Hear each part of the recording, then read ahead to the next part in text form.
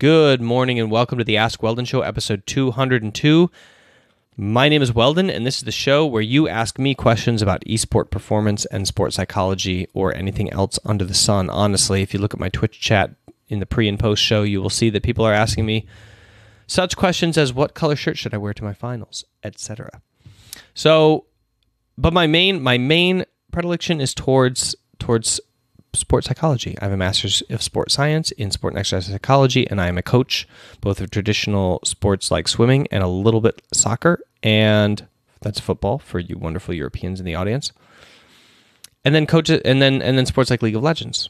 And the other esports, I'm a performance or mental or mindset or sports psychology coach, however it is that you like to call it. Sports psychology trainer is the technical term for, I believe, for the thing that I do. And the questions that I get are related to tilt and controlling emotions, how to make training more efficient, etc. So you can call in your question to anchor.fm/Weldon Green, anchor.fm/Weldon Green. It's a very convenient app for calling in audio questions, which I then put on the show. And today we have 3 great questions from 3 callers. One is about a person who is capable of going pro and wants to know how to balance family and an esports career, or how to choose it, one or the other, or what that looks like, because they have the opportunity to go pro, but also, a successful relationship.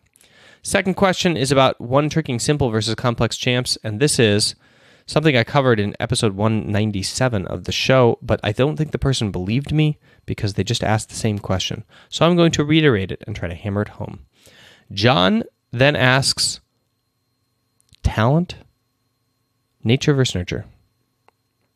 And what is it that separates Faker and the top players in each region from the rest of the pack? Like, what is the difference between the people on Golden Guardians versus TSM versus Team Liquid versus the teams that are like winning championships multiple times and seem to be crushing people on stage? Is it genetic? And if so, why? Okay, that's the show. Why don't we jump on into it?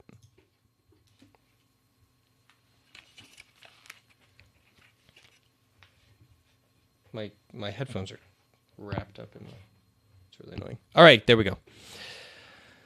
First question is from Westriff, and I didn't actually prepare a question card for this, so I'm just going to leave that blank, and we're going to listen to the audio, you guys. Hi, Weldon. I am at a weird moment in my life at the moment. I have 2 things that I consider really important to me: having a beautiful family and also wanting to play a game competitively. I have played the role for some time at a challenger level, but I never got into the LCS. The main problem is I don't know how to choose between the 2. I have already met the woman who will most likely be my future wife and who would make my dream of a beautiful family a reality, and she's really supportive with my esports career. But I know deep inside that I don't want to live away from her and that I will most likely lose her pursuing my esports career. But I also feel the desire and pleasure of playing competitively. It just feels that whenever I try to take a decision to pursue either my studies as a computer scientist or an esports career, something comes up that turns me from my road, mostly my inner fight between the 2 decisions. So I'm pretty lost at the moment. If you could help me, please. All right. Thank you for this great question. So first of all, I don't think you need to make a decision exclusive to one or the other. I believe that you can always do a CS career. Just start it later, right? Put it off. Do the esport career first. And I think that you can do the esport career if it dovetails with your other goals. Like, there's no reason that that's saying that you need to inherently sacrifice. What you should do is say, okay, I'm going to do esport and I'm going to do it hard, and I'm not going to live apart from my wife. Like, I agree with you on this, by the way. I think that it's ridiculous. There's a lot of young couples, and there's a lot of couples that choose to live apart because the world is so easy. The world so easily thrusts people into different geographic locations. Like you have an opportunity here, they have an opportunity there. So you're like, okay, well, let's just like live apart. You follow your opportunity, I'll follow my opportunity, and then you end up like in a separate situation, and the relationship is like falling apart. My wife and I made a commitment to each other and said we're just not going to do anything apart. Like no business trips, no pursuing careers in different paths. Like we just did literally every single thing together, and we took turns. So, she went first and I followed her. I just quit my job, quit my friendships, whatever. Like she moved to Chile and I just went with her. Then it was my turn and I wanted to go teach in Japan. So she, applied also and just followed me to Japan and quit everything that she was doing and sacrificed for 2 years for that. And of course she had a great time too. And she also had a job and it was the same program that I was on. And then I had an opportunity to continue that, but it was her turn and she wanted to go to Harvard and study for her master's. So I quit my job there and I gave up everything I was doing there and I followed her to Harvard and we did that. And I focused on supporting her while she was doing that. I had a job, whatever. So I think that it's totally possible. You just have to know who's in the driver's seat and stay together and just make it a rule. And so what you do is you say, I'm going to do eSport and LCS and I'm not going to compromise whether or not I live with my wife or my future wife, my fiance, the person I want to be with, period. And then you find a way to make that happen. So when a team calls you and says, hey, come to Berlin and let's do a tryout, you go for the weekend and you come back. And when they say, okay, come move into the gaming house, you say, not going to happen. I got to live in my own apartment and commute to the gaming house every day. Sorry. And that's that. And your wife has to agree, or your fiance has to agree that it's like your turn, right? That you're going to be doing this for 2 years. And that she's going to be supporting you, getting a job, moving to where you are, traveling with you to tournaments, and you're going to make much less money because you're going to have to paying for a ticket for her, and you're going to have to paying for housing for her, et cetera, et cetera. It's going to be a lot more expensive. You're going to make less money, but you're going to at the end, you're going to have a marriage, which is worth the cost, right, of not banking that. So just do both. Like, don't compromise and don't sacrifice and don't and yes. The answer is yes. When you ask the question, but am I going to have less opportunity and is it going to be harder? And am I going to reach the same heights? Like, am I going to have a problem reaching the same heights that I would reach if I could sacrifice, if I could go fully all in? And the answer is yes. You will restrain yourself and you will not reach the same heights that you could reach if you were by yourself necessarily. Although that's can be argued against because it could be said that you will actually have more success because of the support and the social support and the emotional support and the financial support than somebody who doesn't have that. So maybe your career will be more brilliant, but it will feel like you're always making hedges and sacrifices because you're not willing to do some of the things necessary for an esport career that would involve the relationship. But that's just what it comes with. So you can't do it fully all in and do it perfectly and be the best at something because you're always going to be at home and you just are not going to play as much solo queue as your teammates, and that's that, right? Because you're going to prioritize going on a date with your wife. But then that's a choice that you're making because you want both things. And you can have both things, kind of. Does that make sense? As far as the CS career, it's a hobby, dude. Just hobby it up while you're pursuing esport, and then it will become your main thing afterwards. Especially because you will learn a lot of skills in esport through high level competition that will help you with your CS career. And it always behooves you to just keep coding, right? And just keep doing little hobby projects and whatever in your free time. You need something to keep your mind off of training when you're doing esport. Some people play guitar, like Luka Perks. Some people play piano. Some people watch anime. Some people code in their free time or build a website, something like that. Good luck. Hope that was helpful for you. Second question is from Hawaiian Sage. Hey, Weldon. So, I've read up a lot on one-tricking, as I've been a mid-lane main one-tricking Ahri for a while. What I've come across is that people recommend to play higher skill cap champions so that you can get more out of the time you put into that one champion. But what I've found is that even though you're putting more time into a higher skill cap champion, because they are high skill cap, you're constantly constantly focused on learning more about the champion rather than macro or micro gameplay. And so I was wondering what your opinion is on one-tricking. Like, what champions would you recommend?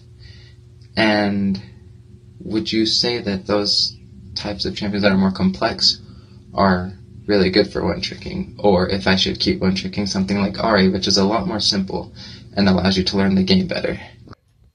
All right, so I answered this exact question in episode 197, and either Cabe didn't bother to, or sorry, Sage didn't bother to go back and listen to it, or they just don't believe my answer. So let me reiterate again.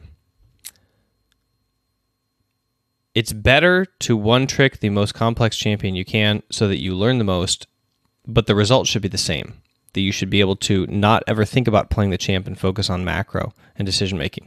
So let's say that you aren't good enough to one-trick a complex champ, and you aren't good enough to, or you don't have enough time to spend in the day to put in the volume necessary to encounter all sorts of situations with the champion that you can then make automatic. Well, then you shouldn't one-trick them. You should go slightly simpler. And then you should go slightly simpler. So the answer is completely dependent on how much free time you have. Like, do you have enough time to get past all of the thinking and get to the automatic portion? And if the answer is yes, then you one-trick a complex champ. And if the answer is no, then you've answered your own question. You can't dedicate yourself enough to the game to one-trick a complex champ, and so you have to one-trick a slightly simpler champ because you can't make everything automatic. The point of one-tricking is to make it automatic. One-trick the most complex champ that you can one-trick based on your ability to learn and your time that you can invest in the game. So if you can put in 12 games a day and really focused games, and you're studying the champion, and you can get those 2 weeks under your belt and then it's done, then you can one-trick it, like, problem solved. But my guess is that you have struggled to do that, and so then you should just play Annie. Last question, guys. Before we jump into the final question, let me remind you that you should check out the MAC program, which is my training program for amateur athletes. It's an online video training program. Actually, pros have come to me and said that they took this course and then they went pro. Just putting that out there. I've had a pro come to me and say, "Hey, I was thinking about going pro, and I took your program, and I kept training, and I got to pro." Just putting that out there. I don't have any like causal versus correlational relationship here that I've studied or anything, but that was a testimony I received. Okay, anyway, there's an online video training course. Every single video is a combination of meditation plus lecture, and you learn some stuff, and then you meditate, and then you learn some stuff, and then you meditate. Rinse and repeat, 47 days, 7 modules, 7 days each, more or less. And it's based on the principles of mindfulness, acceptance, commitment, which are the kind of like core concepts for building mental resilience and focusing on things. And I got a great testimony yesterday, which I loved, and I'm going to share it here now. It says, this is a comment on one of my previous YouTube videos. When I took your MAC program, I originally, and this is from Lyoko Warrior 91. When I took your MAC program, I originally wanted to get a higher rank, but as I went through it, I had to ask myself all of these questions that I want for my life. And I stopped playing League almost instantly. Let's see if I can share the browser. Oh, I can't. Okay. After I had done some grinding, figuring it was simply not worth it. Now, instead of thinking about the game grind, I think about the life grind. I get up at 5 a.m. every single day, go to 4 times a week to the gym. I meal prep 3 to 4 days, 2 times a week to eat right. And then when I get home from work, I'm taking classes in Udemy. Everything in my life is accelerating and it's hard to stop. Just take your competitive gaming mentality and apply it to life. It's so simple, but so hard to execute on. Thank you for everything. Okay, so this is the kind of responses that I usually get. I usually get 2 kinds of responses. 1, hey, thanks, I ranked up and went pro. Or number 2, hey, thanks, I quit gaming completely. And it depends on what the truth of your life is. Are you doing games for escapism? Or are you doing games for the pursuit of self-mastery in a way that is activating you? And you have an imbalanced approach to it, but one that is healthy. And if the answer is escapism, usually this program helps people to find their passion and to pursue that. And if the answer is that their passion lies within optimizing themselves for esport, then great. And also, by the way, this is a performance program, so it works to optimize yourself towards whatever performance you are currently trying to aim towards. And although I use gaming language in here occasionally, it's mostly because it caters to the esport crowd. The principles, mindfulness, acceptance, commitment, are agnostic of esport. Okay, so that is the program. You can buy it mindgames.gg/MAC. It's $30 with a $5 discount because I try to track where it is that people hear about this program. You should use the code AskWeldon to say, Twitch, YouTube. Use the code AskWeldon, get your $5 discount, and check it out. It's 100% satisfaction guarantee. What does that mean? It means if this program is not for you, just tell me and I'll give you your money back. I'm not in it here to make millions from people's dissatisfaction. I'm in it to make an effective training program, which I'm trying to optimize. So I'm trying to get feedback and I'm trying to make it into an app, and I've been improving it. This is the third version of it that I've launched, and I'm trying to make it as powerful as possible. And if you don't want to be part of that, that's fine. Just message me and I will refund you as many years into the future as you like. Even if you did the whole entire program and you say, hey, I didn't learn anything, or hey, I learned stuff, but I just want my money back. I'm not satisfied. Fine. I don't care, man. Whatever. Last question. You guys are going to love this question. You're just going to love it. Hey, Weldon. Maybe you'll love the answer. So I know that when looking at professional League of Legends players, most, if not all, are very talented, and most, if not all, also work very hard. I also believe that for most people and in most endeavors, success has a lot more to do with hard work than innate talent. But I wanted to ask you specifically about the very best players in League of Legends. People like Faker, Prey, Khan, Ambition, or if you just look at North America, Bjergsen, Doublelift, Jensen. For the very best players, how much do you attribute their status to hard work versus innate talent? Are they the absolute best because they work harder than the other pros do? Or because they were just lucky in being born with a slight edge of innate talent and then were able to work hard enough to manifest that? Thanks. All right, so the real answer to this question. Let's get rid of like useless words in this conversation. Okay, we're going to take this scientific approach because I am a scientist, and I don't deal with like. First of all, I don't deal with absolutes. There's a genetic component to everything that you're talking about. So there is no such thing as like, oh, it's all nurture, it's all nature. There's a genetic component to everything that you do, whether it's genetic or epigenetic, right? The question is always, what percentage impact does it have causally on the outcome of the human endeavor? And if we're talking about digesting carbohydrates, there can be a larger genetic component to that compared to something like, I don't know, skill at watching movies, let's say. So the first thing that we need to do is say, like, what is it, what genetic advantages do the top players have, and are they unique within the population, or are they general polymorphisms? Okay? So, and by that I mean, like, does it matter if the advantage that Bjergsen has or Faker has is genetic if like half of the other pros in the pro scene also have the same genetic polymorphisms that he does? And so yes, he's optimizing his genetics, but why aren't the other pros, right? They have the same exact kind of like changes at the same address in their DNA. So what's the deal here? All right, so generally speaking, let's talk about this. It's going to be pretty difficult to identify quote-unquote talent in esport because what genetic advantages do you imagine are evolved for and naturally selected for that have to do with esport training? Let's start there. Okay, so first of all, IQ, no, that's not going to be one.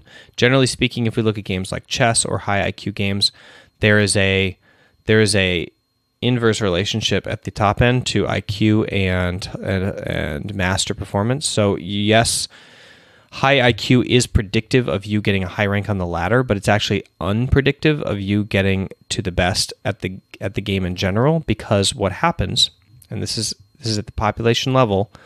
What happens in chess, they theorize, is that people who have a higher IQ have an easier time learning, and then they do not learn the grind. They do not learn how to learn.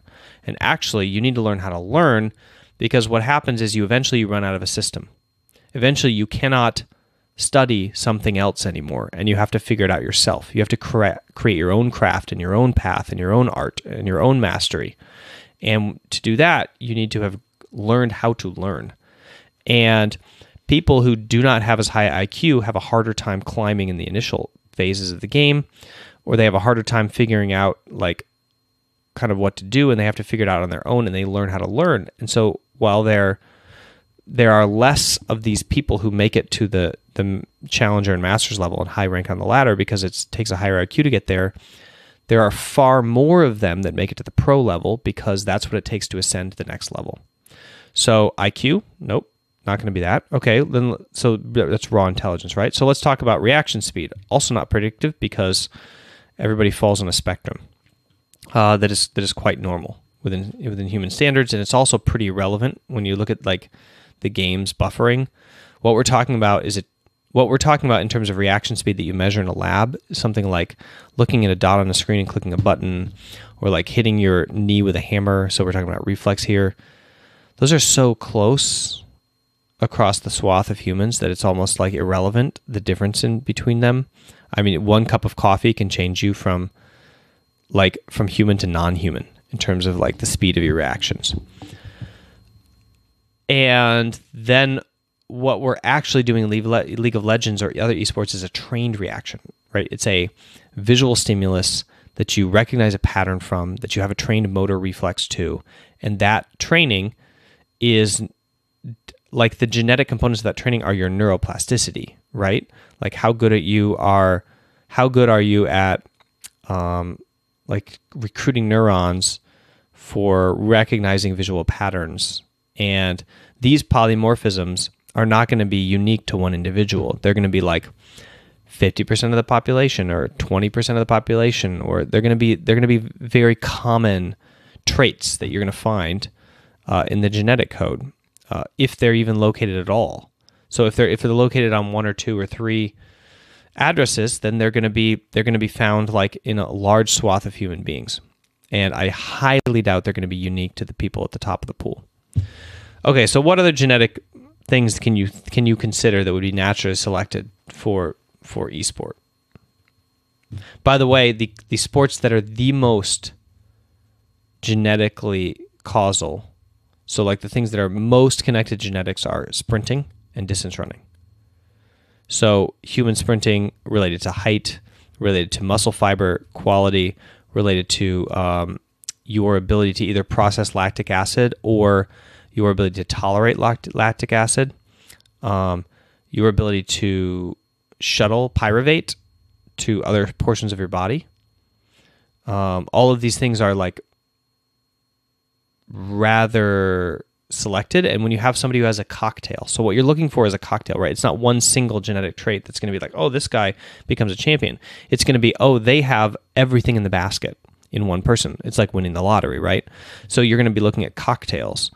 You're going to be looking at like, okay, they have the pyruvate shuttle, they have the lactic acid tolerance, they have the VO2, the high base VO2 max, which of course is trainable, but you can have a high base genetically.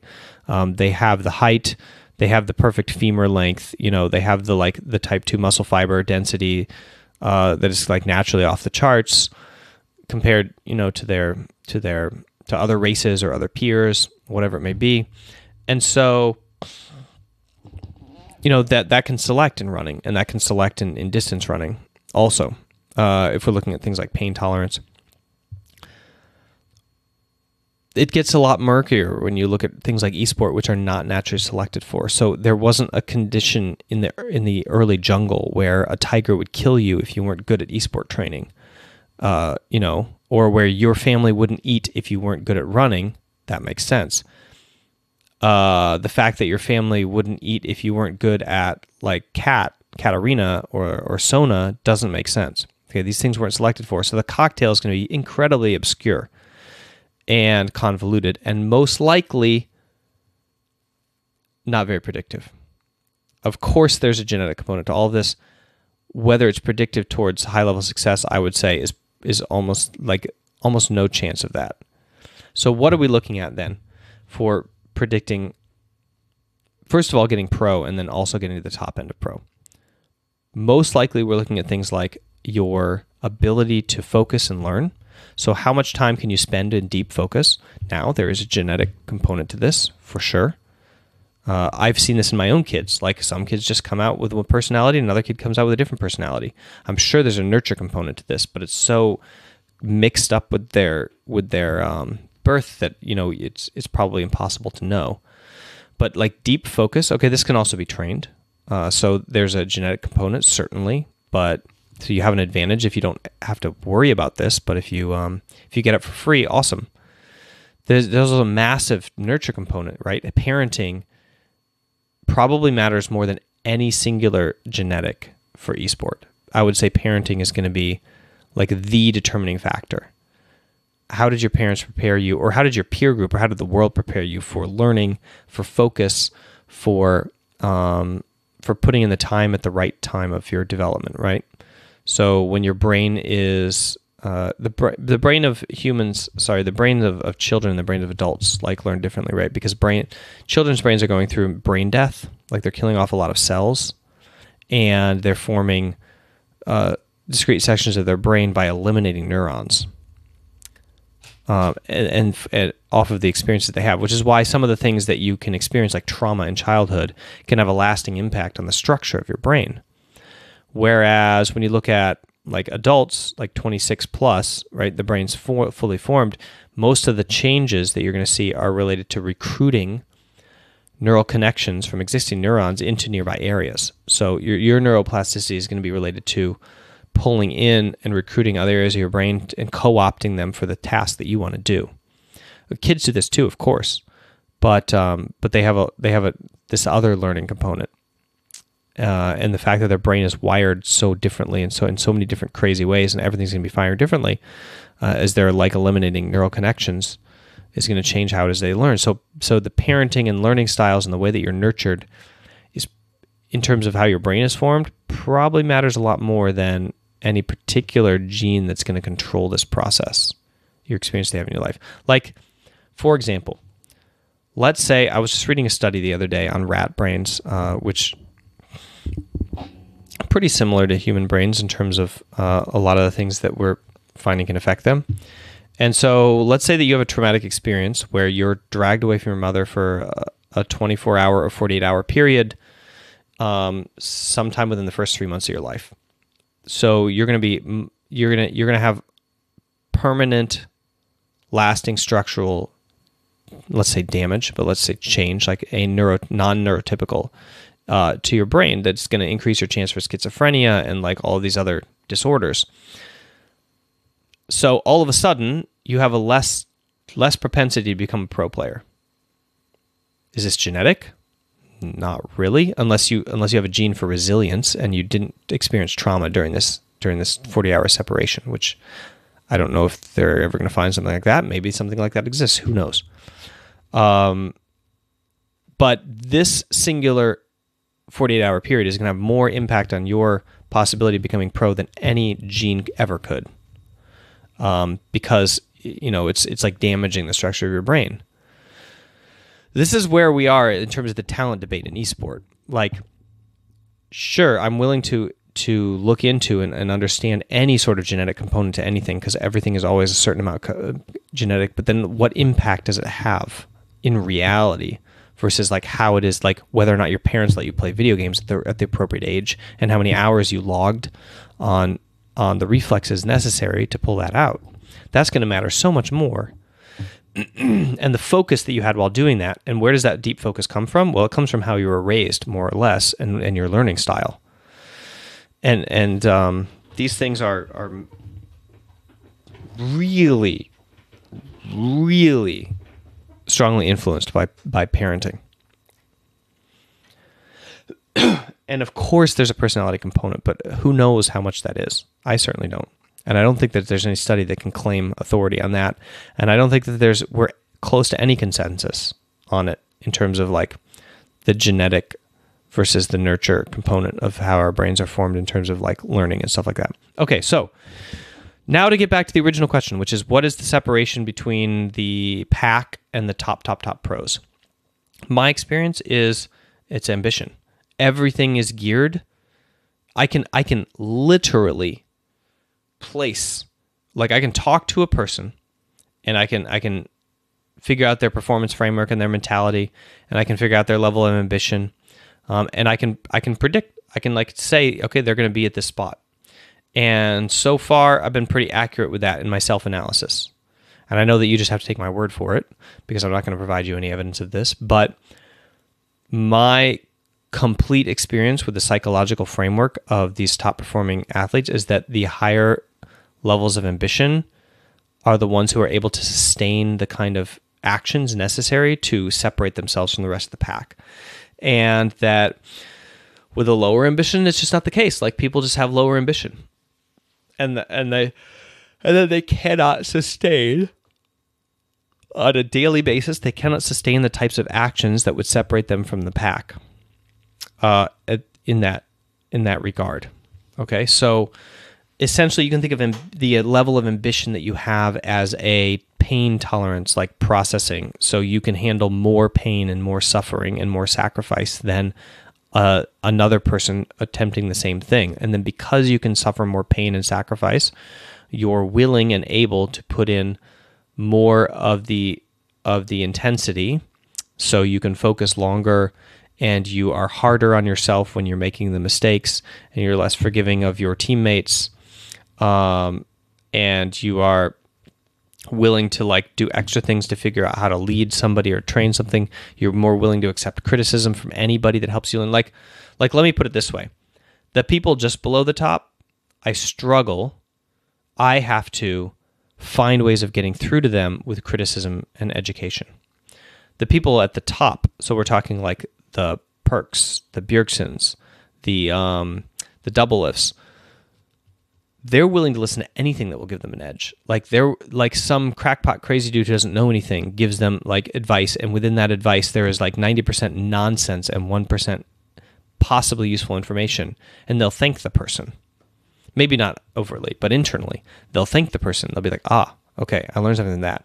You will never see somebody who is like slightly less than that level of ambition giving that kind of feedback a second thought.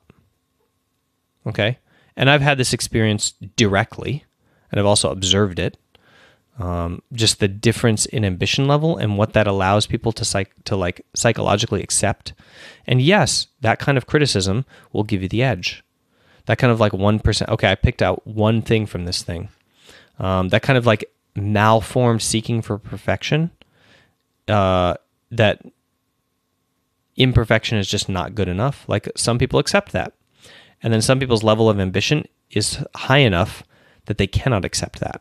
And so they strive. And that is the differentiating factor that I have experienced between the like top performers and below. And of course that has to be moderated by time and success rate. So first you have to be good enough, and then your ambition has to be so ridiculous that you don't accept kind of anything less. And then you have to have time to put it in. So if you're looking at somebody like Julius, who I believe actually has true ambition. So like when I haven't really ever talked to him, so I don't actually know. But when I see him perform and when I see him talk, I think maybe this guy has real ambition. And I mean like the kind of ambition that like Perks has, right? Then what he needs is time, and he needs to apply pressure over time. It's kind of like how you whittle out, a cleft in a rock through dripping water of a waterfall over thousands of years. Depending on how you were raised and how much time you spent into video games and your ability to perform at those games, you're going to need more or less time with that ambition applied at the pro level to make it to the very, very top. But everybody gets a shot if you can make your career long enough to catch up to people who had more time playing video games than you did, or were more efficient with that time because their learning abilities are just better than yours because of how they were raised or the genetic components of those skills. in the first place. All right, so that's the answer. The answer is that first of all, get rid of the word talent. It's just like a word for the mysterious thing that people don't understand. Like, let's talk actual genetic polymorphisms and the cocktail of appropriate genetics to the brain structures that are going to be predictive of esports success. Okay. Talent in every single sport is fundamentally different. So you got to figure out like what it is that gives that sport an edge, and then figure out, first of all, if it's genetic, and then of course it's genetic, but what probability or what part of the genetics is actually predictive. And you got to remember that for a large majority of our cases, there's not going to be a mutation there that's advantageous. Like a third of the population is going to have one gene, a third of the population is going to have another, and a third is going to have the other one, and that's going to be it. The whole separation is between those, 1/3, and like that's not predictive of success. You share a genetic polymorphism with 2 billion other human beings, and so that makes you a pro or like a really good curler in Canada. No, that's not the case. Sorry. Yeah, I think that's where we are with the current talent debate in esports, in the scientific community at least. I'm not a genetic researcher, by the way. I just read tons of actual research, and I don't read books, really. I just read journal articles, more or less. So yeah. And I was asked this question a couple of years ago. Actually, I think it was 12 months ago I last delved into this, and I read around 15 to 20 journal articles on a series of flights to Berlin and back to kind of keep myself abreast of like what could possibly be the genetic predictors for talent in more mentally based sports like chess and sports that don't have like a running component. Yeah, and can't really find much. It's really tough. The causal relationship between the genetics and success is really low.